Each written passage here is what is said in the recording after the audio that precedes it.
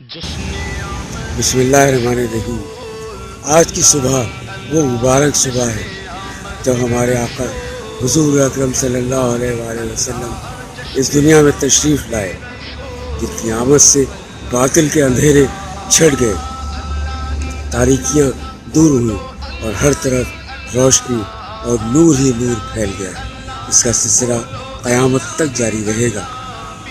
ہم اپنے آقا کی آمد کی خوشیاں مناتے ہیں، اپنے گھروں کو، گلیوں کو، مساجد کو سجاتے ہیں، جلوس نکالتے ہیں، محافل میلاد اور محافل نعت کا اہتمام کرتے ہیں۔ اس کا مقصد یہی ہوتا ہے کہ عشق رسول کو تازہ کیا جائے، زیادہ سے زیادہ ابھارا جائے۔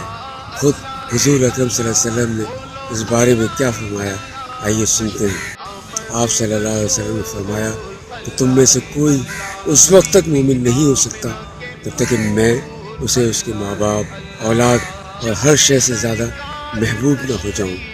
کبھی اس کا بھی جائزہ لینا چاہیے۔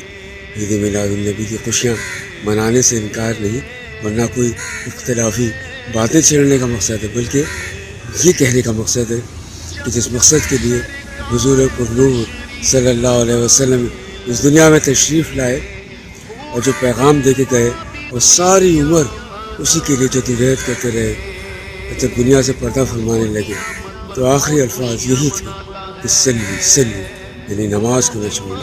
تو کیا قرآن و سنت کے اس پیغام پر اور اس پیغام پر جو آقا کائنات صلی اللہ علیہ وسلم لے کر آئے، ہم واقعی اس پر عمل کر رہے ہیں؟ ہمیں اس کا ضرور جائزہ لینا چاہیے، اور صرف ان باتوں کو سن کر اور تعریف کر کے چھوڑ نہیں دینا چاہیے، بلکہ عمل کرنا چاہیے۔ ہمیں امید ہے کہ اللہ تعالیٰ مجھے بھی اور ہم سب کو اس پر عمل کرنے کی توفیق عطا فرمائے۔